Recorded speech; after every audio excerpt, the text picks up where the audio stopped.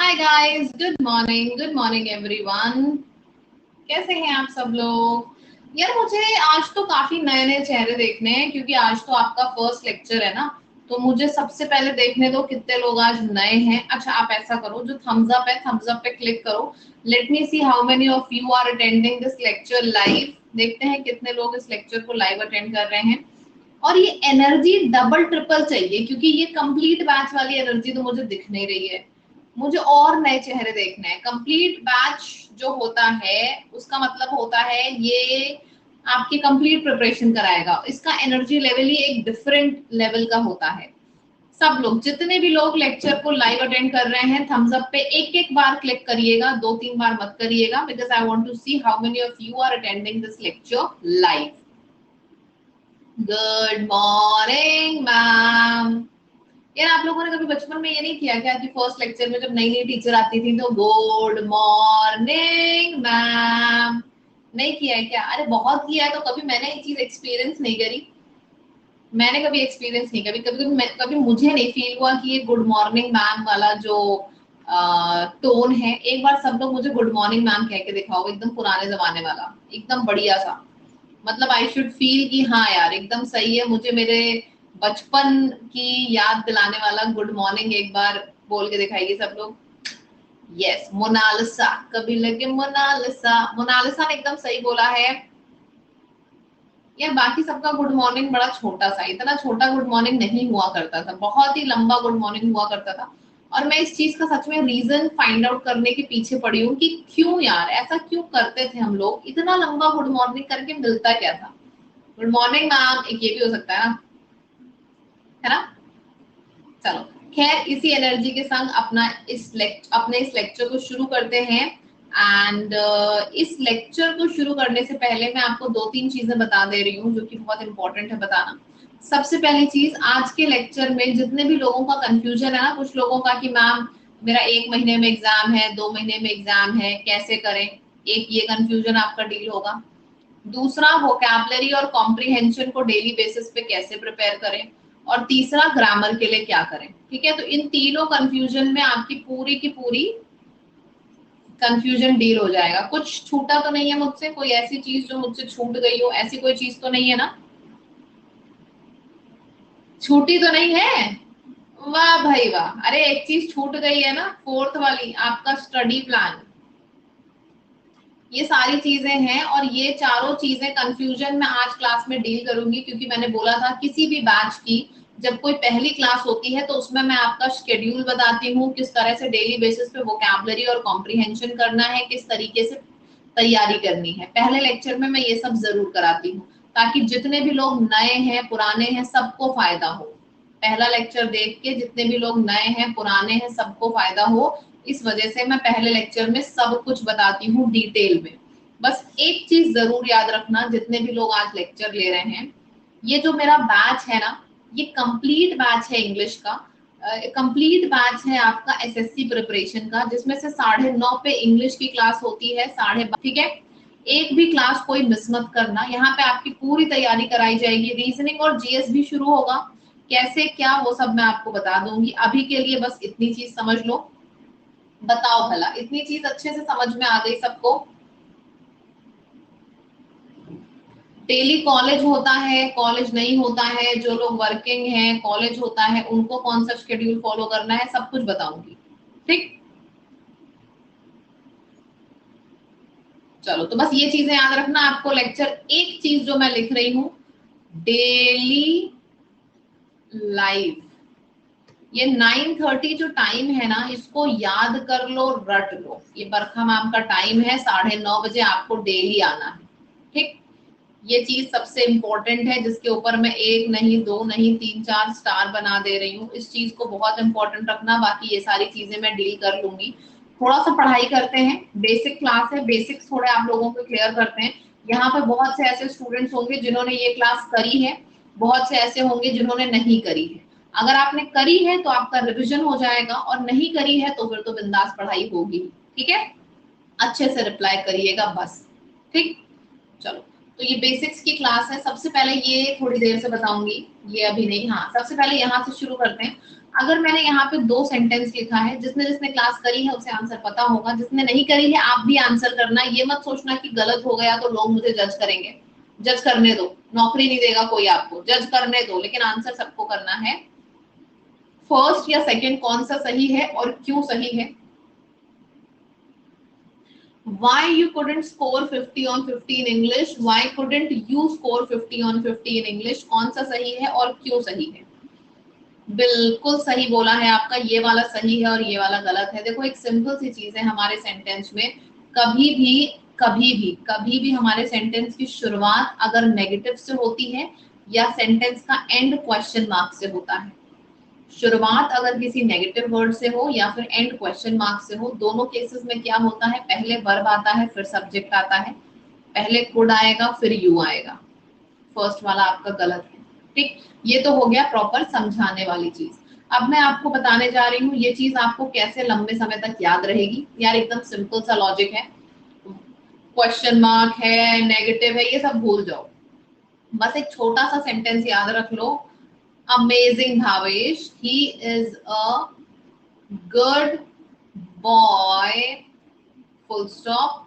और दूसरा है, is he a good boy. बस ये दोनों सेंटेंसेस आप याद कर लो, इसके बेसिस पे आपको बड़ा ही आसान लगने लगेगा सब कुछ। क्यों? क्योंकि ये 2 ऐसे सेंटेंसेस हैं कि इससे छोटा सेंटेंस पॉसिबल नहीं है ना। और ये बड़ी जल्दी याद हो जाते हैं, है ना। तो आप सब लोग मुझे बताओ, जितने भी लोग नए हैं, मैं सिर्फ उनसे इस टाइम सवाल पूछ रही हूँ, ये दोनों सेंटेंस को याद करने में आपको कितने सेकंड्स लगेंगे? ही is a good boy, is he a good boy, शायद 1-2 सेकंड लगेगा। बस यहीं पे आपका रूल भी खत्म है। कैसे, समझो। अगर हमारा सेंटेंस एक नॉर्मल सेंटेंस है, फुल स्टॉप से एंड हो रहा है, तो हमने देखा कि पहले आया है सब्जेक्ट और फिर आया है वर्ब। लेकिन अगर हमारा सेंटेंस क्वेश्चन मार्क से एंड हो रहा है, तब क्या हुआ है, पहले वर्ब आया है फिर सब्जेक्ट आया है। बात समझ में आई? तो इनवर्स रूल क्या होता है, फलाना क्या होता है, ढिमाका क्या होता है, सब भूल जाओ। बस 2 सेंटेंसेस याद रखो, ही is a good boy, is he a good boy. कभी भी कंफ्यूजन हो कि पहले वर्ब आएगा या पहले सब्जेक्ट आएगा, सिंपल सी चीज है। आप बस 1 सेकंड के लिए आंख बंद करके सेंटेंस को दोबारा से दोहरा दो। जैसे कि हमने देखा भाई ये क्वेश्चन मार्क है, अब हमने अपनी आंख बंद करी, छोटा, is he a good boy, मतलब इज पहले आया, मतलब वर्ब पहले आया, मतलब क्वेश्चन मार्क में वर्ब पहले आता है। तो इस वजह से हमारा ये सही और ये गलत हुआ। बात समझ में आ गई सबको, किस तरह से सारी चीजों को रिवाइज करते हैं? अच्छे से क्लियर हो गया? ठीक है, तो जिसको पता है बहुत अच्छी बात है, जिसको नहीं पता है, जिसकी फर्स्ट क्लास है, आप लोग एकदम सही जगह पे आए हो। आगे बढ़ते हैं। अब सब्जेक्ट और ऑब्जेक्ट के बीच में डिफरेंस सीखते हैं, क्योंकि सब्जेक्ट और ऑब्जेक्ट अगर हमें समझ में आ गया तो बहुत सी ऐसी चीजें हैं जो अपने आप समझ में आने लगेंगी। वो इंसान जो काम करता है, जो एक्शन करता है, वो डूअर होता है, यानी कि सब्जेक्ट होता है। और वो जो एक्शन रिसीव करता है वो ऑब्जेक्ट होता है। क्लियर हो रहा है? जिसने काम किया वो सब्जेक्ट है और जिसने रिसीव किया वो ऑब्जेक्ट है। मैंने किया, मैं सब्जेक्ट हूँ, मैंने रिसीव किया, मैं ऑब्जेक्ट हूँ। चीजें अच्छे से क्लियर हो रही हैं? जिसने काम किया वो सब्जेक्ट है और जिसने रिसीव किया वो ऑब्जेक्ट है। मैंने थप्पड़ मारा तो मैं सब्जेक्ट हो गई, उसको थप्पड़ पड़ा तो वो ऑब्जेक्ट हो गया। तो रिसीवर हमेशा ऑब्जेक्ट होता है, करने वाला हमेशा सब्जेक्ट होता है। क्लियर है? अमेजिंग, बहुत ही बढ़िया। अब जैसे मनु इग्नोर तनु, इसमें इग्नोर किसने किया? मनु ने किया ना। तो मनु हमारा सब्जेक्ट हो गया, तनु ऑब्जेक्ट। यहाँ पे भी मनु सब्जेक्ट है, हर ऑब्जेक्ट है। यहाँ पे ही सब्जेक्ट है, तनु ऑब्जेक्ट है। यहाँ पे ही सब्जेक्ट है, हर ऑब्जेक्ट है। ठीक, तो हमने क्या देखा, मनु, तनु, ही, हर, ये सब सब्जेक्ट और ऑब्जेक्ट है। क्लियर है? इग्नोर ये क्या है? इग्नोर करना ये क्या है? ये कौन सा पार्ट ऑफ स्पीच है? बहुत ही बढ़िया, ये वर्ब है। ठीक, अच्छा। अब एक बात बताओ मुझे, अगर मैं वर्ब को यहां से, मतलब हमारे सेंटेंस से हम वर्ब को डिलीट कर दें, हमने वर्ब को डिलीट कर दिया। अगर हमने वर्ब को डिलीट कर दिया तो ये जो सब्जेक्ट और ऑब्जेक्ट है ये क्या बन जाएगा? ये सिंपल सा नाउन और प्रोनाउन बन जाएगा। है बात की नहीं? तो हमने यहाँ से क्या सीखा? हमने यहाँ से ये सीखा कि सब्जेक्ट और ऑब्जेक्ट नाउन और प्रोनाउन होते हैं। अगर आपके सेंटेंस में जो भी चीज सब्जेक्ट पे लिखी है वो हमेशा नाउन या प्रोनाउन होगा, और जो चीज ऑब्जेक्ट पे लिखी है वो भी हमेशा नाउन या प्रोनाउन होगा। ये चीज हमने सीख ली है, ठीक है, अच्छे से क्लियर हो गया। चलो अब हम आगे बढ़ते हैं। ठीक है, पहला तो तरीका सब्जेक्ट और ऑब्जेक्ट को ढूंढने का ये हो गया भाई, जो एक्शन करता है वो सब्जेक्ट, जो रिसीव करता है वो ऑब्जेक्ट। पहला तरीका सबको समझ में आया। अभी हमने ऊपर ऊपर की चीजें बताई हैं, अभी डिटेल में और ज्यादा अच्छे से डिस्कस करेंगे। पहले बताओ ये क्लियर हो गया सबको?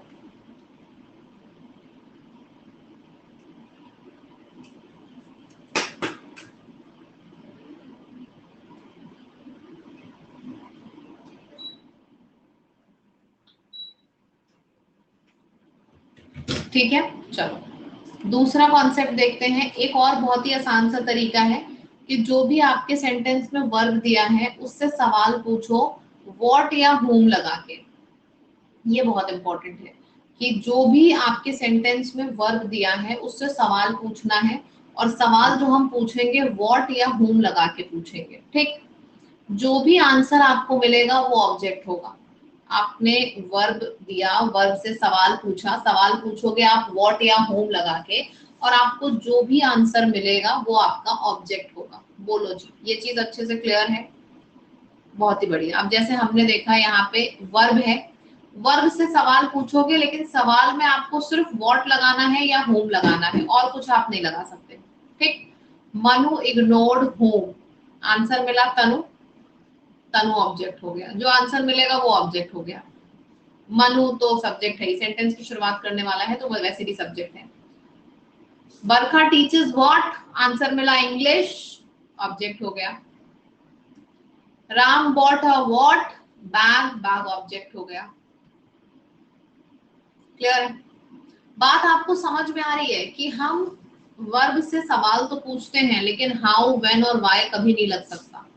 वर्ब से सवाल पूछो और सिर्फ व्हाट या whom लगा के सवाल पूछो, अगर आंसर मिल रहा है तो वो हमारा ऑब्जेक्ट हो जाता है। ठीक, ऑब्जेक्ट को ढूंढने का ये दूसरा तरीका हो गया। पहला तरीका मैंने क्या बताया था, जो एक्शन कर रहा है, जो काम कर रहा है वो सब्जेक्ट, जो रिसीव कर रहा है वो ऑब्जेक्ट। दूसरा तरीका क्या बताया कि वर्ब से सवाल पूछो व्हाट या whom लगा के, इन दोनों चीजों को लगा के वर्ब से सवाल पूछो, जो भी आंसर आता है वो क्या होता है, वो हमारा ऑब्जेक्ट होता है। ठीक, अब हम करने जा रहे हैं तीसरा तरीका। तीसरा तरीका क्या है कि preposition is always followed by object. Preposition हमेशा ही ऑब्जेक्ट से फॉलो करता है, यानी कि ये तो मतलब बहुत बार ये तरीका आपके एग्जाम में यूज होगा। प्रेपोजिशन अगर हमें हमारे सेंटेंस में दिया है, प्रेपोजिशन के बाद जो भी वर्ड आता है वो हमेशा ऑब्जेक्ट होता है। क्लियर है? बात समझ में आ गई? तो तीन तरीके मैंने आपको सिखाए हैं, तीन तरीके मैंने ऑब्जेक्ट ढूंढने के। सबसे पहला तरीका, अगर हमारे सेंटेंस में जो एक्शन करता है वो सब्जेक्ट, जो एक्शन रिसीव करता है वो ऑब्जेक्ट। दूसरा तरीका, वर्ब से सवाल पूछो व्हाट या whom लगा के, जो आंसर मिलेगा वो हमारा ऑब्जेक्ट हो जाएगा। तीसरा तरीका, प्रेपोजिशन के बाद जो भी आता है सेंटेंस में वो हमेशा ऑब्जेक्ट कहलाता है। तो ये तीन तरीके हम लोगों ने सीख लिए। ठीक है, हाउ टू आइडेंटिफाई प्रेपोजिशन।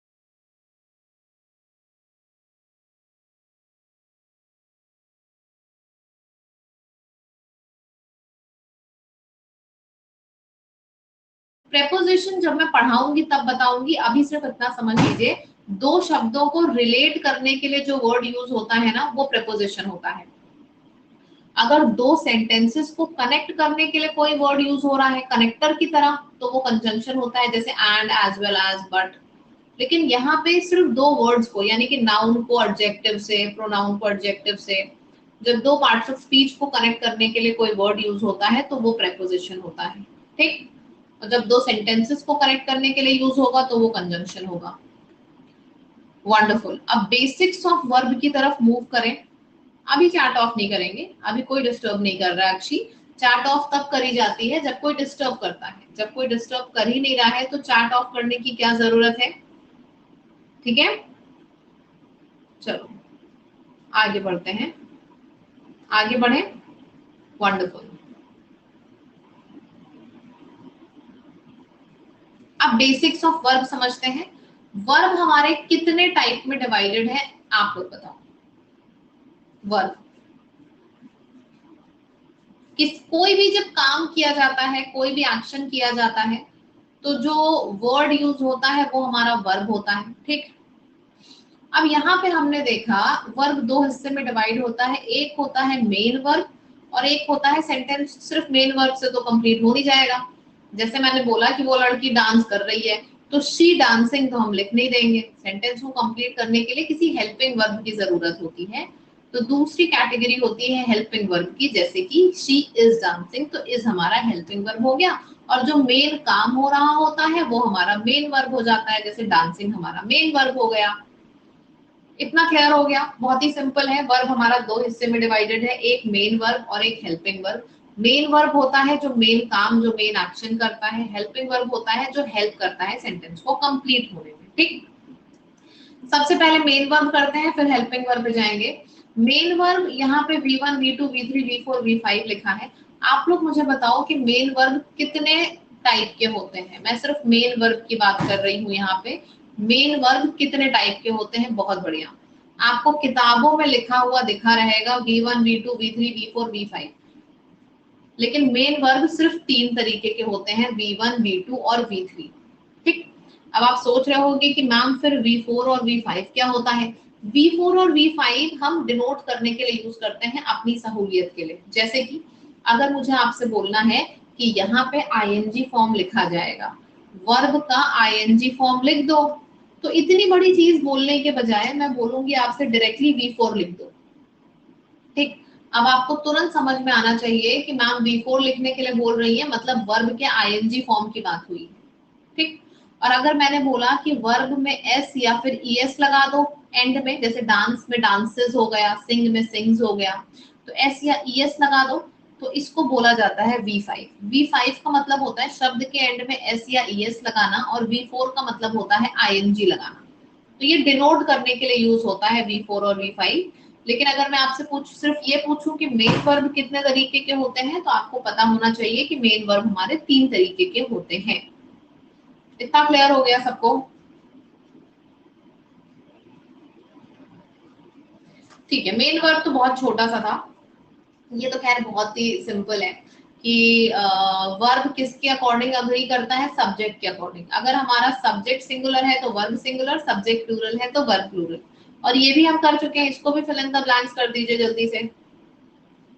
कोई नोट्स मत बनाना क्लास में, क्लास खत्म होने के बाद आपको क्लास की रिकॉर्डिंग और क्लास के नोट्स सब कुछ मिल जाते हैं। तो मेरी क्लास में मुझे सिर्फ फोकस चाहिए आपका कमेंट सेक्शन में, जो भी मैं पूछूं उसका फटाफट फटाफट रिप्लाई करिए, बस मुझे और कुछ नहीं चाहिए। ना नोट्स बनाओ ना कुछ और करो, बस रिप्लाई करो। सब्जेक्ट और ऑब्जेक्ट नाउन और प्रोनाउन होते हैं। बहुत बढ़िया, तो हमारा मेन वर्ब कंप्लीट हो चुका है। अब हम शुरू करने जा रहे हैं हेल्पिंग वर्ब। बताओ, यहाँ तक क्लियर है सबको? हमारा मेन वर्ब कंप्लीट हो चुका है और अब हम हेल्पिंग वर्ब शुरू करने जा रहे हैं। लेकिन हेल्पिंग वर्ब शुरू करने से पहले जो मैंने शुरुआत में तीन चार चीजें आपको बताई थी वो डिस्कस कर ले डिस्कस, वरना वो एंड में हमेशा छूट जाता है। चार स्टेप्स मैंने बताए थे ना, तो ये बहुत ही इंपॉर्टेंट है, सभी के लिए है ये चीज। सिर्फ आपको फर्स्ट क्लास में मिलती है, बाकी किसी क्लास में नहीं मिलती है। तो सबसे पहली चीज आपके दिमाग में आती है कि मैम मेरा वोकैब, ये आपका जो बैच चल रहा है इसके साथ साथ हमको डेली वोकैबलरी और कॉम्प्रिहेंशन करना है। तो डेली वोकैबलरी और कॉम्प्रिहेंशन के लिए आपको सिर्फ क्या करना है, देखते हैं सब लोग आंसर कर पाएंगे कि नहीं। एकदम गलत सौरभ, एकदम गलत। एक टाइम के साथ लिख के बताइए, टाइम के साथ लिख के बताइए, और कहाँ पे होता है ये भी लिख के बताइए ताकि नए स्टूडेंट्स को पता चल जाए। सुबह 7:45 पे मैं द हिंदू लेती हूँ, वहां पे मैं कॉम्प्रिहेंशन और वोकैबलरी की डेली प्रैक्टिस कराती हूँ। मेरे यूट्यूब चैनल लैब यानी कि learn with Aman and Verma, जो मेरे यूट्यूब चैनल है लैब, वहां पे डेली 7:45 AM पे द हिंदू में कराती हूँ, जहाँ पे आपकी वोकैबलरी और कॉम्प्रिहेंशन की डेली प्रैक्टिस होती है। मे व्हाट हैपेंस, इसको एक प्लस क्लास की तरह लेना है। वोकैबलरी और कॉम्प्रिहेंशन डेली प्रैक्टिस कराती हूँ मैं 7:45 AM पे। ठीक है, द हिंदू में डेली लो इसको। ठीक, इसके बेसिस पे क्या होगा, मैं फिर से आपको बता रही हूँ, 1 या 2 दिन नहीं लगता है, महीने 2 महीने 3 महीने लगता है, पता है कॉम्प्रिहेंशन आपको अगर समझ में आ गया तो क्या क्या होगा, रीडिंग कॉम्प्रिहेंशन, पैराजम्बल और क्लोज टेस्ट, ये तीनों चीजें समझ में आने लगेंगी अगर आपको पैराग्राफ समझ में आने लगा। तो पैराग्राफ की बहुत ही इंपॉर्टेंस होती है। दूसरा वोकैबलरी, वोकैबलरी की इंपॉर्टेंस तो आपको पता ही है, याद ही नहीं होती है, लेकिन मैं एक स्पेशल तरीके से कराती हूँ सुबह सुबह। पावरफुल लेक्चर होता है 30-35 मिनट्स का, मतलब मजा ही आ जाएगी आपको। जितने भी नए स्टूडेंट्स हैं मुझे एक बात बताइए, पोल बना रही हूँ, कितने लोग इस लेक्चर को अटेंड करते हैं, ट्रू पे क्लिक करिए, और कितने लोग नहीं करते हैं अटेंड। सुबह 7:45 पे जो मेरा द हिंदू होता है, फॉल्स पे क्लिक करिए। लगभग 50% लोग नहीं करते हैं। मैं एक बार ये जानना चाहती हूँ आप सबसे, जो लोग नहीं करते हैं, आप क्यों नहीं करते हो? आपको पता नहीं था या फिर कोई और रीजन है? जिसका कॉलेज होता है आप लोग रिकॉर्डिंग देखिए, बाकी जिसका कॉलेज नहीं होता है ये सवाल उनके लिए है। पता नहीं था, आई एम न्यू, कोई बात नहीं, अभी पता चल गया, अभी पता चल गया। 7 बजे अमन का करंट अफेयर होता है, उसके तुरंत बाद 7:45 पे द हिंदू शुरू हो जाता है। यस, तो अब मैं ये जानना चाहती हूँ, फिर से पोल इकट्ठा कर रही हूँ, कल 7:45 पे कितने लोग लाइव आएंगे? देखो जो जो मैं बोलूंगी आंख बंद करके फॉलो कर लो। मेरे बैच से 50 से 50 बहुत स्टूडेंट्स के आते हैं, और हमेशा, और मेंस में भी 200 में से 195 प्लस रहते हैं मैक्सिमम मार्क्स हमेशा। तो ये मत सोचो आपको क्या सही लग रहा है क्या गलत, बस फॉलो कर लो। तो कल से कितने लोग डेली 7:45 AM पे वोकैबुलरी और कॉम्प्रिहेंशन की प्रैक्टिस मेरे संग करेंगे? मेरे यूट्यूब चैनल लैब पे थ्रू पे क्लिक करो। 10% लोग अभी भी हैं। आई रियली विश कि ये 10% लोग वो हो जो कॉलेज में जाते हैं, बाद में रिकॉर्डिंग देखेंगे। बाकी देखो लाइव का मजा दूसरा होता है, अगर आपकी मजबूरी है, कॉलेज होता है तब रिकॉर्डिंग देखिएगा, अदरवाइज लाइव ही किया करो, ठीक है? लिंक मेरे यूट्यूब, मेरे टेलीग्राम चैनल पे ऑलरेडी पड़ा हुआ है। मेरे टेलीग्राम चैनल का नाम क्या है, गूगल पे सर्च कर लो, कथा अग्रवाल टेलीग्राम, मिल जाएगा। ठीक, कॉलेज रहता है तो रिकॉर्डिंग देखो, बाकी सब लोग लाइव देखो। तो पहला कंफ्यूजन क्लियर हो गया, वोकैबुलरी और कॉम्प्रिहेंशन का क्लियर हो गया है, तो थम्स अप पे क्लिक करो। अंकिता एक एक करके सारा कंफ्यूजन दूर करूंगी। पहला कंफ्यूजन क्लियर हो गया है। अब दूसरा कंफ्यूजन है ग्रामर के लिए क्या करना है। तो भाई ग्रामर के लिए अभी कुछ नहीं करना है, सिर्फ ग्रामर के लिए आपको एक चीज करनी है, ये जो मेरी 9:30 वाली क्लास है ना, ये करिए। इसके अलावा ना अभी कोई प्रैक्टिस करने की जरूरत है जब तक मैं ना बोलूं। क्लियर है? ये चीज क्लियर हो गई सबको? बताओ। दोनों चीज क्लियर हो गई। तीसरी चीज मैंने क्या बताई थी आपको? तीसरी चीज, अच्छा ये जो वोकैबुलरी मैं पढ़ाती हूँ डेली बेसिस पे, उसका टेस्ट भी होता है। एक्टिव रहना मेरे से, टेलीग्राम पे भी एक्टिव रहना, ताकि चीजें पता चलती रहे। एसपी बख्शी नहीं करनी है, अक्यूलेमा वो आपके ऊपर है, अगर आपका मन करे तो आप कर लो, नहीं मन करे तो ना करो, ठीक है? वो आपके ऊपर है, कंपलसरी ये है, बाकी एसपी बख्शी वगैरह सब आपके ऊपर है करना है कि नहीं। थर्ड चीज जो मैं आपको बताना चाहती हूँ, थर्ड चीज कौन सी थी? हाँ, थर्ड चीज जो मैं आपको बताना चाहती हूँ वो है आपका शेड्यूल। शेड्यूल कैसे रखना है देख लो। सुबह 7 बजे करंट अफेयर, 7:45 AM पे द हिंदू,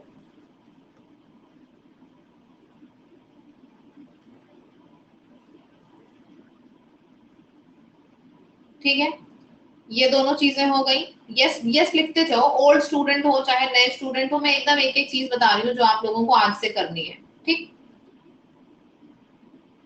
ये अभी मैं सिर्फ उन लोगों को बता रही हूँ जो लाइव देख सकते हैं, जिनका कॉलेज होता है उनके लिए मैं अभी बाद में बताऊंगी, ठीक? 7 हो गया, 7:45 हो गया, फिर 9:30, फिर यहाँ से आपका प्लस शुरू हो जाता है। ये आपका YouTube का काम ऊपर कंप्लीट हो गया। इसके अलावा आपको YouTube पे कुछ करने की जरूरत नहीं है, मन करे आपका तो आप कर सकते हो, एक्स्ट्रा मैं अपने साइड से नहीं बोलूंगी। 9:30 बजे आपका डेली मेरा लेक्चर होता है इंग्लिश का, एंड देन फिर आपका 12:30 पे कॉर्ड्स होता है, ठीक है? अभी सिर्फ ये दोनों लेक्चर आप करेंगे, उसके बाद आप रेस्ट लेंगे, सोएंगे, फिर उठेंगे 3 से 4 बजे के करीब, जब दोबारा पढ़ने बैठेंगे, सबसे पहले जो भी पीडीएफ है उसको रिवाइज करेंगे, उसके बाद अपनी सेल्फ स्टडी जो करना हो करिएगा। जीएस और रीजनिंग भी शुरू होगा, लेकिन अभी नहीं होगा, 10 दिन बाद होगा। इसी बैच में जीएस और रीजनिंग भी शुरू हो जाएगा। कॉर्ड्स अमन पढ़ाते हैं इसी बैच में, ठीक है? एंड डोंट वरी, बस एक बात बोलूंगी, जो भी कंबाइंड बैचेस मेरे और अमन के आते हैं उससे अनअकैडमी प्लस पे मैक्सिमम सिलेक्शंस होते हैं हमेशा। ठीक है, कॉन्ट्स का मतलब होता है मैथ्स। ठीक, और बताओ, यहां तक क्लियर हो गया?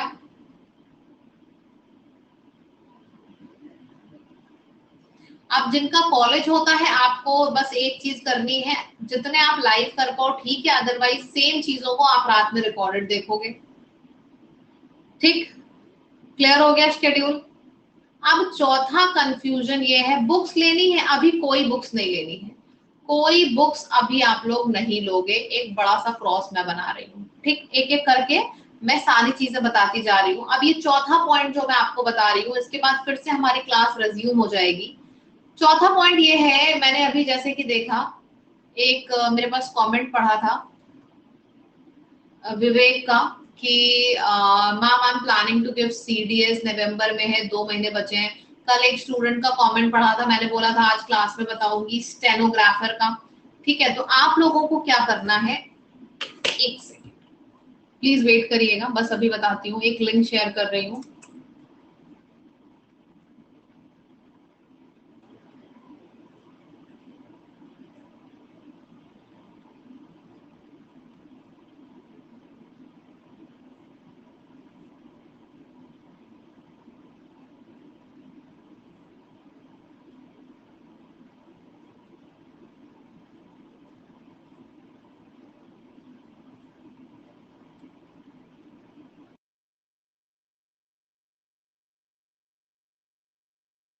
भी लोग यहाँ पे, मतलब ये तो कंप्लीट बैच है, सिर्फ पहला पार्ट है। ये मत सोचिएगा कि मैम इस बैच में कुछ ऐसे टॉपिक्स हैं हमें जो इंग्लिश के, कॉन्ट्स के, जीएस के नहीं दिख रहे हैं।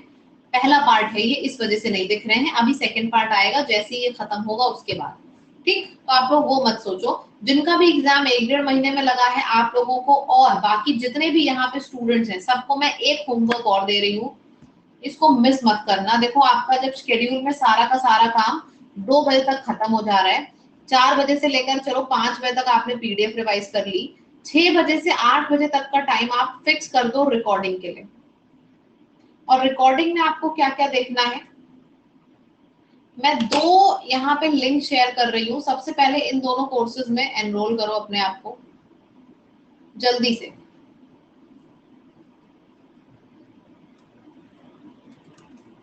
ये एक कोर्स है, इस पे क्लिक करो और एनरोल करो। तब तक मैं दूसरा शेयर कर रही हूँ, पीडीएफ को पढ़ना है, नोट्स अभी नहीं बनाना है। ये सारी चीजें ओल्ड स्टूडेंट्स, न्यू स्टूडेंट सबको करना है। पहले मुझे एक बात बताओ, मैंने एक एक करके करते हैं, सवाल बाद में पूछिएगा, पहले मुझे जो बोलना है बोल लेने दीजिए।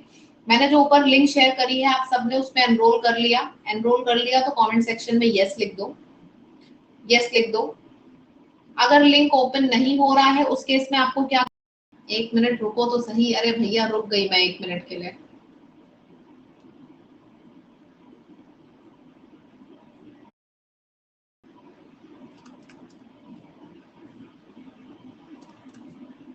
हो गया सबका? हो गया? प्रोफाइल पे जाके ये जो मैंने तो दोनों नाम लिखे हैं, इसको एनरोल करके यहाँ से रिकॉर्डिंग सुननी है। तो ये आपका पूरा दिनचर्या है, पूरी शेड्यूल है। जिसको लग रहा है कि मेरी प्रिपरेशन कैसे होगी जल्दी से, आप सबको ये करना है। इसके अलावा अगर कुछ भी ऐसा बचा है तो मुझसे पूछ लीजिए, कुछ भी।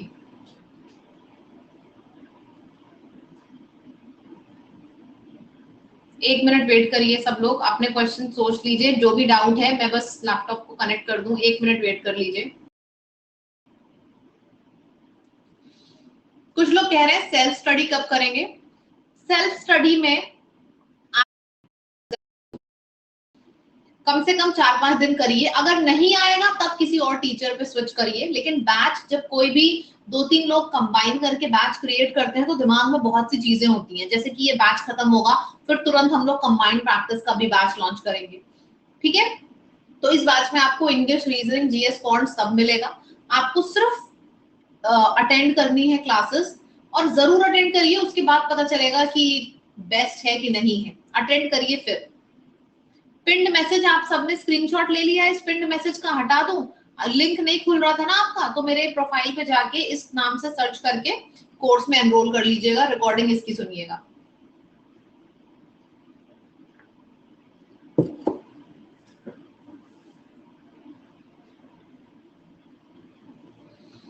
चलो अब आगे बढ़ते हैं। आगे बढ़ने से पहले जो मैंने आपको शुरू में कराया था, मेन वर्ब कितने तरीके के होते हैं, आंसर करिए जल्दी से, क्योंकि अगर अभी मैंने डाउट शुरू कर दिया तो पूरे क्लास में सिर्फ डाउट ही होते रहेंगे। थोड़ा सा पढ़ाई कर लेते हैं, उसके बाद डाउट जो भी बचे हैं बाद में देखेंगे, पहले इसको करो। मेन वर्ब में अगर मैं आपसे बोलूं गो वर्ब के कितने फॉर्म है, सब लिख के बताइए।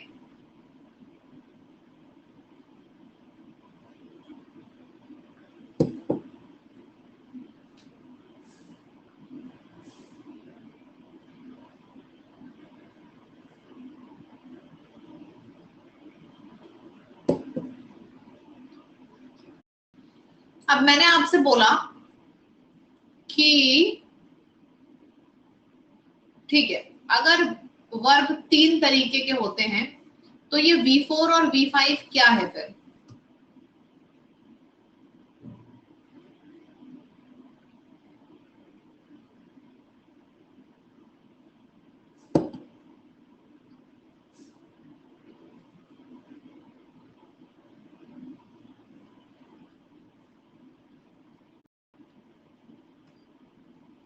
मतलब कि अगर हम बात करते हैं V4 और V5 की, तो V4 होता है वर्ब का ING फॉर्म और V5 होता है वर्ब का S और ES फॉर्म। ठीक, इतना आपको क्लियर था। अब मुझे बताइए हेल्पिंग वर्ब कितने तरीके के होते हैं?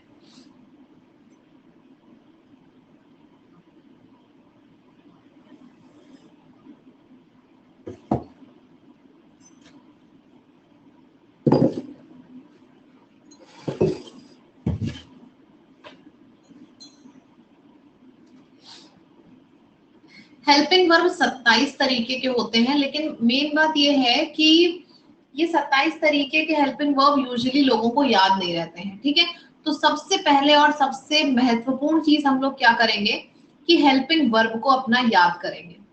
इतना क्लियर है सबको? सबसे पहले क्या करेंगे, हेल्पिंग वर्ब को हम लोग याद करेंगे। अच्छा, अगर मैं आपसे पूछूं कि मैं आपको चैलेंज दूं कि भाई 27 के 27 हेल्पिंग वर्ब आपको याद भी हो जाएगा, और साथ याद होने के साथ साथ मैं आपसे ये भी बोलूं कि आप लोग इसको कभी भूलोगे भी नहीं, और सिर्फ हेल्पिंग वर्ब नहीं याद होगा बल्कि ये भी याद हो जाएगा कि वर्ब का कौन सा फॉर्म इनके बाद लगता है। और ये सारी चीजें मैं आपको 15 मिनट्स चैलेंज दे रही हूँ। 15 मिनट के अंदर आपको ये सब याद हो जाएगा कि कौन से हेल्पिंग वर्ब हैं और किसके साथ क्या यूज होता है। तो इस चैलेंज को कितने लोग एक्सेप्ट करेंगे? मैं तो देने के लिए तैयार हूं। 15 मिनट के अंदर मैं आपको सारे के सारे 27 के 27 हेल्पिंग वर्ब और उनका यूज किसके बाद क्या होता है ये याद करने को तैयार हूं, और देखते हैं कि कितने लोग आप में से ये याद करने के लिए तैयार हैं। How many of you are ready to accept this challenge? Challenge accept करने के लिए कितने लोग तैयार हो, बताओ। Accepted, great. चलो शुरू करते हैं फिर। सबसे पहले हमारे हेल्पिंग वर्ब है is, am, are, was verb. जिस रिदम में मैं करा रही हूँ उसी रिदम में सिर्फ सुनते जाइए। Is, am, are, was verb, इनके बाद हमेशा वर्ब का आईएनजी फॉर्म आता है। ठीक है, is, am, are, was verb, इनके बाद हमेशा वर्ब का आईएनजी फॉर्म आता है, यानी कि V4 आता है। He is going to Delhi. ठीक है, देखो इज के बाद गोइंग आया, गॉन नहीं आया, क्योंकि is, am, are, was verb, इनके बाद वर्ब का आईएनजी फॉर्म आता है। ठीक, they are going to Delhi. Is हो चाहे एम हो चाहे आर हो चाहे वॉज हो चाहे वर हो, इसके बाद वर्ब का आईएनजी फॉर्म आता है। अब इसको समझते हैं। आप लोग ये तो नहीं सोच रहे हो, अच्छा ठीक है, अगर इज, एम, आर के बाद वर्ब का आईएनजी फॉर्म आता है और मैंने यहाँ पे एक सेंटेंस लिख के आपको दे दिया, this work is done, this work is done, ठीक है, और दूसरा मैंने लिख दिया ही इज डूइंग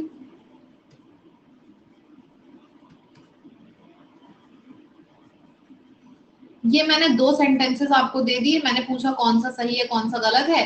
अभी अभी मैंने आपको पढ़ाया है कि is, am, are, was verb के बाद हमेशा वर्ब का आईएनजी फॉर्म आता है। मतलब कि आप कहोगे यहाँ पे आईएनजी आ रहा है, ये सही है और ये गलत है, पर एक्चुअल में आपका दोनों सही है। इज चाहे कोई भी बी वर्ब हो, is, am, are, was, were, be, been, किसी भी बी वर्ब के बाद अगर वर्ब का थर्ड फॉर्म आ रहा है तो इसका मतलब कि हमारा सेंटेंस पैसिव सेंटेंस है। पैसिव सेंटेंस में हमेशा चाहे इज लिखा हो, चाहे वॉज लिखा हो, चाहे बी लिखा हो, चाहे बीन लिखा हो, पैसिव सेंटेंसेस में हमेशा इनके बाद वर्ब का थर्ड फॉर्म आता है। तो भाई सही हमारा ये भी है, ये भी है, लेकिन डिपेंड करता है कि हमारा सेंटेंस एक्टिव है कि पैसिव है। ठीक, यही कंफ्यूजन हो रहा था ना? दूर हुआ? नए स्टूडेंट्स बताओ, दूर हुआ अच्छे से? ठीक है। अब यार दूसरी बात ये आती है कि मैम आपने तो कह दिया कि सेंटेंस हमारा पैसिव है तो इसके बाद वर्ब का थर्ड फॉर्म आ जाएगा, सेंटेंस हमारा एक्टिव है तो इसके बाद वर्ब का आईएनजी फॉर्म आ जाएगा। मैम आपने कह तो दिया, लेकिन हमें ये बताओ कि पता कैसे चलेगा कि सेंटेंस एक्टिव है कि पैसिव है ना? अरे सिंपल सी चीज है, आपका जो सेंटेंस में जो भी वर्ब दिया है उसके जस्ट पहले वाला वर्ड देखो और ये बताओ कि ये वर्ड कोई एक्शन कर रहा है कि नहीं कर रहा है। जैसे यहाँ पे वर्क लिखा है तो ये जो वर्ड है ये कोई एक्शन कर रहा है कि नहीं कर रहा है? एक्शन कर रहा है। एक्शन कर रहा है कि नहीं कर रहा है? वर्क, अरे भाई कोई एक्शन नहीं कर रहा है, कोई एक्शन नहीं कर रहा है। एक्शन नहीं कर रहा है मतलब एक्टिव नहीं है, पैसिव है, इस वजह से इसके बाद वर्ब का थर्ड फॉर्म आया। अब देखते हैं सेकंड वाला सेंटेंस एक्टिव है कि पैसिव है। वर्ब के जस्ट पहले वाला वर्ड देखो और बताओ ये एक्शन कर रहा है कि नहीं कर रहा है? ही एक्शन कर रहा है कि नहीं कर रहा है? बिल्कुल एक्शन कर रहा है। एक्शन कर रहा है मतलब कि ये एक्टिव हो गया। एक्टिव हो गया मतलब इसके बाद वर्ब का आईएनजी फॉर्म आ गया। बोलो, समझ में आया क्या? मगज में आया क्या? अच्छे से क्लियर हो गया?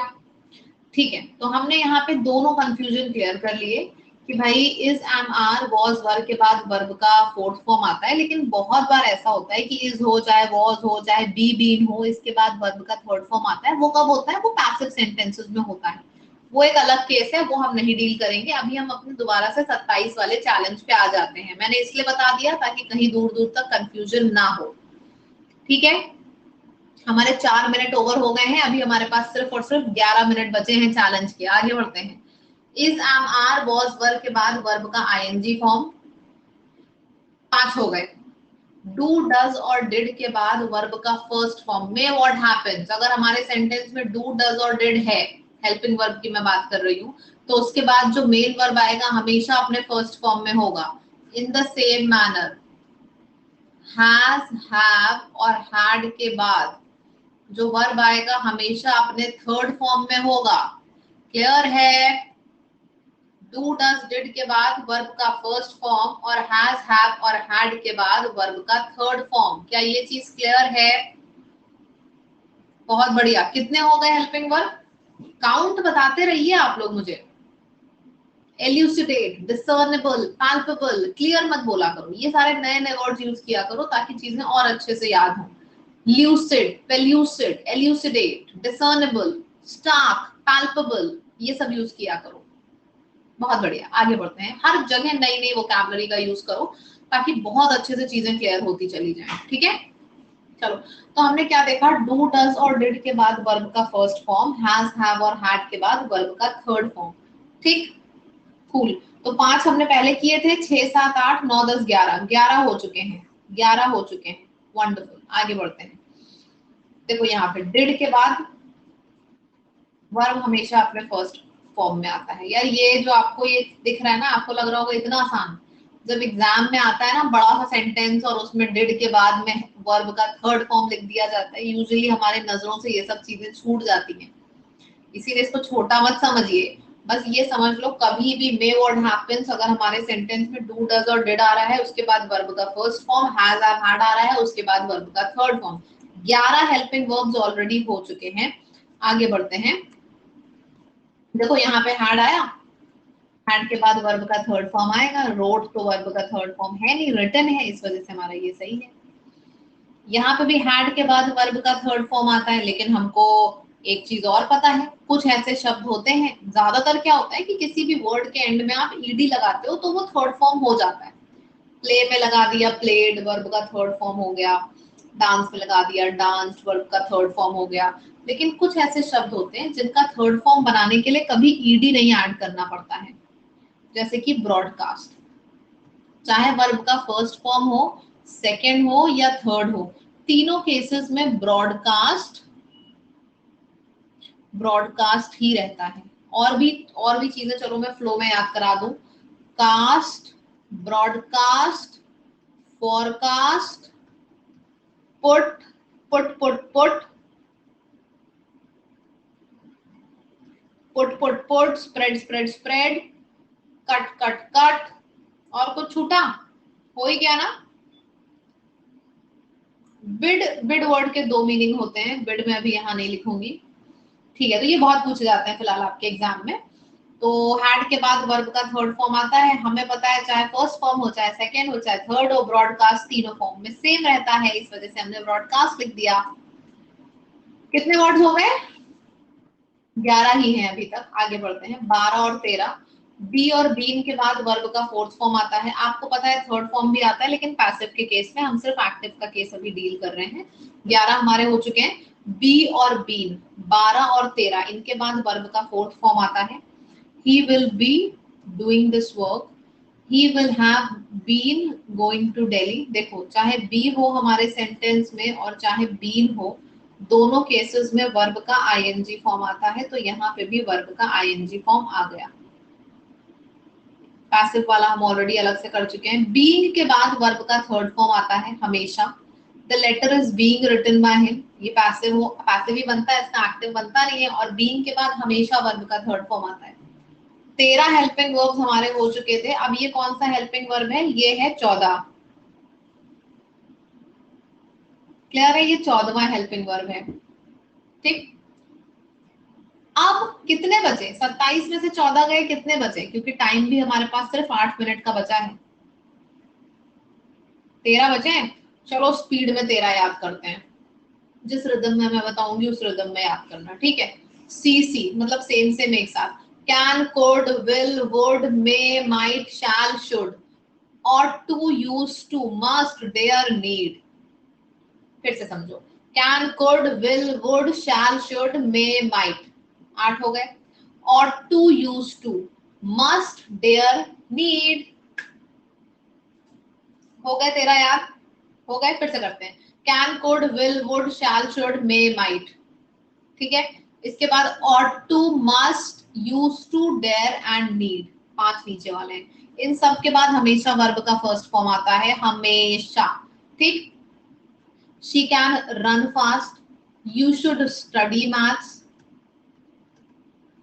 he can lift the stone, he used to go। वैसे भी टू के बाद वर्ब का फर्स्ट फॉर्म आता है, यूज लिखा हो चाहे ना लिखा हो, है ना। चलो, तो ये हमारा पूरा कंप्लीट हो चुका है, यहाँ पे 27। और हमारे पास अभी भी 6 मिनट बचे हैं। लेकिन एक बार मैं आपको क्विक रिवीजन करा दूं, फिर आप लोगों से पूछूंगी, तब लिखिएगा। ध्यान से सुन लीजिए revision. Is, am, are, was, were, इसके बाद वर्ब का आईएनजी फॉर्म, मैं सिर्फ एक्टिव की बात कर रही हूँ।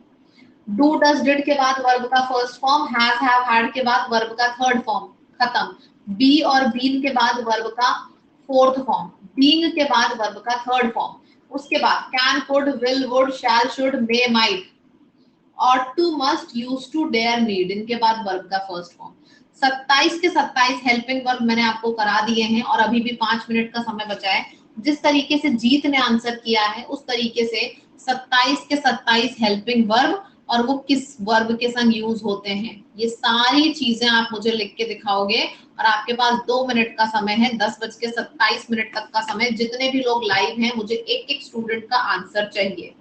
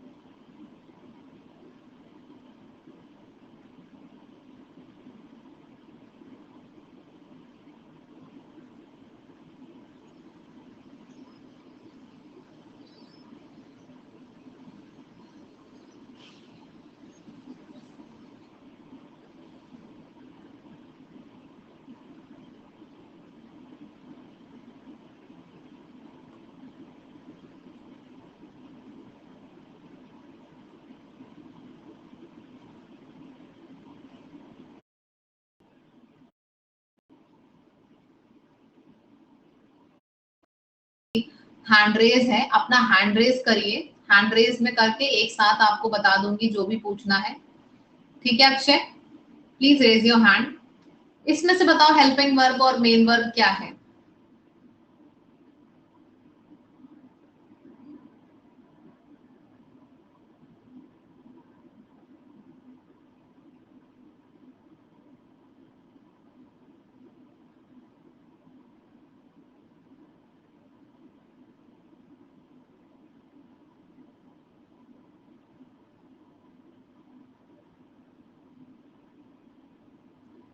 Rahul is dancing is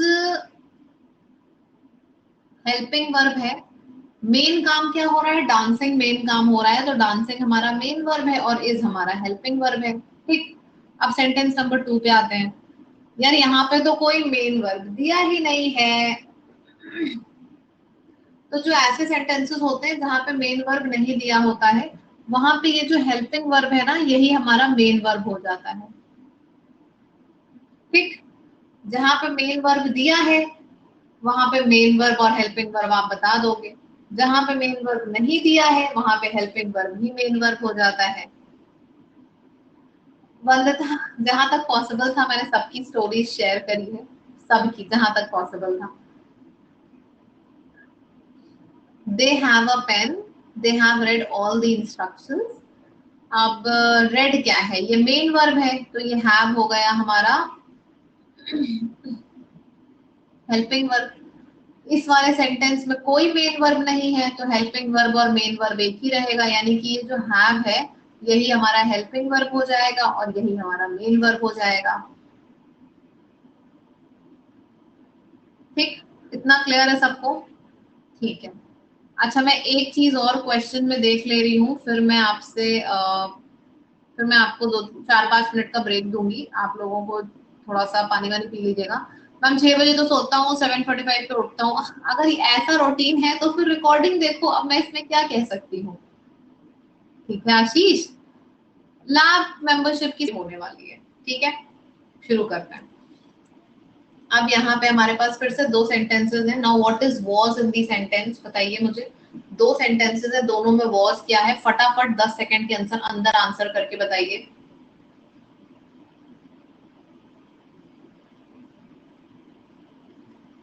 dancing main verb है, तो यहाँ पे वॉज हमारा हेल्पिंग वर्ब हो गया। यहाँ पे कोई मेन वर्ब नहीं है, तो ये जो वॉज है यही हमारा हेल्पिंग वर्ब भी है और यही हमारा मेन वर्ब भी है। ठीक, बहुत बढ़िया, आगे बढ़ते हैं। 4 सेंटेंसेस हैं, फिर से आप मुझे हेल्पिंग वर्ब और मेन वर्ब बताओ। देखो ये जो लिंकिंग वर्ब है ना, यार ये सब पता नहीं क्यों ग्रामर को इतना कठिन बनाने के लिए बोला जाता है। मैं आपको बता दे रही हूँ लिंकिंग वर्ब क्या होता है।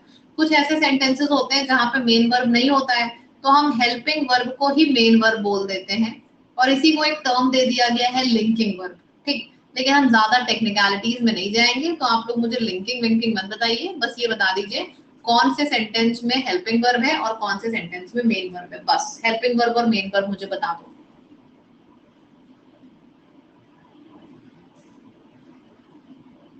कितने आवर नींद लेना जरूरी है, 7 आवर्स, 6 to 7 आवर्स।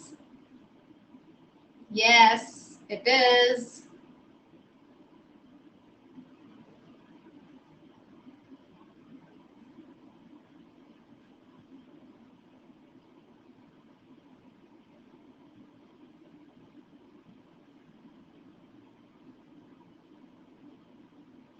टाइम खत्म हो चुका है आपका, कर लिया सबने, जल्दी जल्दी बताओ फटाफट, करने के बाद तुरंत थम्स अप पे क्लिक कर दिया करो ताकि मुझे आइडिया भी हो जाए कि हाँ भाई सब कर चुके हैं। चारों सेंटेंसेस कर लिए, कूल। अब देखते हैं। She has been a teacher at a government school. यार यहाँ पे कोई मेन वर्ब तो दिख ही नहीं रहा है मुझे, कोई मेन काम होते हुए दिख रहा है, नहीं दिख रहा है, तो यहाँ पे जो हमारा हैज है यही हमारा हेल्पिंग वर्ब है और यही हमारा मेन वर्ब है, मतलब हैज यहाँ पे मेन वर्ब हो जाएगा, बस इतना बताओ।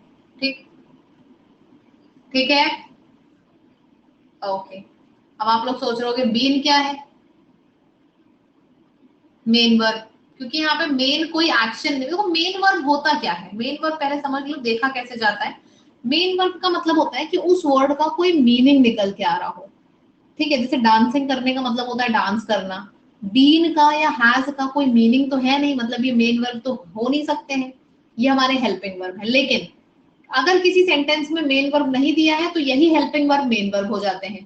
तो इस वाले सेंटेंस में जो हैज बीन आपको दिख रहा है ये हमारा मेन वर्ब की तरह एक्ट कर रहा है क्योंकि मेन वर्ब नहीं है। ठीक, सॉल्यूशंस वर वेरी लूसिड। क्या यहाँ पे कोई मेन वर्ब दिया है आपको सेंटेंस नंबर 2 में? कोई मेन वर्ब दिख रहा है? नहीं दिख रहा है, मतलब कि ये जो वर है यही हमारा मेन वर्ब हो जाएगा। जब मेन वर्ब नहीं दिया होता है तो जो हेल्पिंग वर्ब है वही मेन वर्ब हो जाते हैं। ठीक, students were preparing their dance performance. यहाँ पे प्रिपेयरिंग क्या है? प्रिपेयरिंग क्या है? मेन वर्ब है। तो वर क्या हुआ? वर यहाँ पे हेल्पिंग वर्ब हो गया। सेकंड वाले सेंटेंस में कोई मेन वर्ब नहीं था तो वर क्या हो गया था? वर मेन वर्ब हो गया था। बात समझ में आ रही है? सेंटेंस के ऊपर डिपेंड करता है कि वर हमारा हेल्पिंग वर्ब की तरह यूज हो रहा है कि मेन वर्ब की तरह। सेंटेंस नंबर 4 में देखते हैं, he has been doing his work. अब यहाँ पे डूइंग आ गया मतलब हमें मेन वर्ब मिल गया, मतलब ये हमारा हेल्पिंग वर्ब हो जाएगा। ऊपर ये क्या था? ऊपर ये हमारा मेन वर्ब था क्योंकि सेंटेंस में कोई और मेन वर्ब दिया नहीं था तो यही हेल्पिंग वर्ब हमारा मेन वर्ब हो जाएगा। नीचे वाले में मेन वर्ब दिया था तो हैज बीन हमारा हेल्पिंग वर्ब हो जाएगा। ठीक, ये चीज अच्छे से समझ में आनी चाहिए क्योंकि इन सब चीजों का आगे बहुत भयंकर यूज होने वाला है। अभी हम सिर्फ बेसिक्स को स्ट्रॉन्ग कर रहे हैं बस। ठीक, सेकंड में मेन वर्ब क्या है? सेकंड में वर है हमारा मेन वर्ब। देखो सेंटेंस में जब मेन वर्ब नहीं दिया है ना तो यही जो हेल्पिंग वर्ब होते हैं हैज वर यही मेन वर्ब हो जाते हैं। ठीक, चलो अब एक दूसरा डाउट ये होता है कि मैम बाकी सारी चीजें तो समझ में आ गई लेकिन ये कैसे फाइंड किया जाए कि जो हमें सेंटेंस दिया है वो एक्टिव है कि पैसिव है। ठीक, बाकी सारी चीजें समझ में आ गई हैं लेकिन ये कैसे फाइंड आउट किया जाए कि जो सेंटेंस हमें दिया गया है वो एक्टिव है कि पैसिव है। मैंने क्या लॉजिक बताया था? वर्ब के जस्ट पहले वाला वर्ड अगर एक्शन कर रहा है तो सेंटेंस एक्टिव है और एक्शन नहीं कर रहा है तो सेंटेंस पैसिव है। वर्ब के जस्ट पहले वाला वर्ड, बताओ सचिन एक्शन कर रहा है? सचिन एक्शन कर रहा है, बताओ सब लोग, कर रहा है ना, तो ये एक्टिव हो गया। यहाँ पे राम एक्शन कर रहा है, राम कर रहा है तो ये भी एक्टिव हो गया। राम पेस्ट्री को खाने का एक्शन कर रहा है, मतलब दोनों सेंटेंसेस हमारे एक्टिव हो गए। नीचे देखते हैं वर्ब के जस्ट पहले वाला वर्ड, यहाँ पे क्रिकेट कोई एक्शन कर रहा है? क्रिकेट, क्रिकेट कोई एक्शन नहीं कर रहा है। बस आप ये देखो कि वर्ब के जस्ट पहले जो वर्ड आया है वो कोई एक्शन कर रहा है कि नहीं। इसमें नहीं कर रहा है मतलब ये एक्टिव नहीं है, पैसिव है। और यहाँ पे पेस्ट्री कोई एक्शन कर रहा है? पेस्ट्री,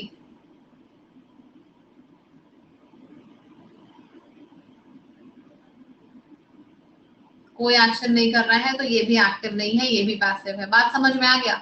शुद्ध देसी तरीका समझ में आ गया एक्टिव और पैसिव सेंटेंसेस को फाइंड आउट करने का।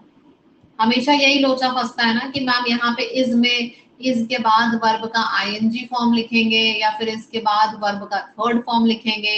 तो ज्यादातर लोग क्या बोलते हैं, एक्टिव है तो इसके बाद वर्ब का आईएनजी फॉर्म लिख देना, पैसिव है तो इसके बाद वर्ब का थर्ड फॉर्म लिख देना। अरे मुद्दे की बात बताओ ना कि एक्टिव और पैसिव देखते कैसे हैं, है ना? तो शुद्ध देसी तरीके से मैंने समझाया है कि वर्ब के जस्ट पहले वाला वर्ड अगर कोई एक्शन कर रहा है तो एक्टिव है और अगर वो कोई एक्शन नहीं कर रहा है तो पैसिव है। बस इससे ज्यादा और कुछ समझने की जरूरत नहीं है। ठीक, आगे बढ़ते हैं। एसएससी के मेंस एग्जाम में आए हुए दोनों सवाल हैं, इनको अच्छे से जल्दी से कर लीजिए, बढ़िया सवाल है।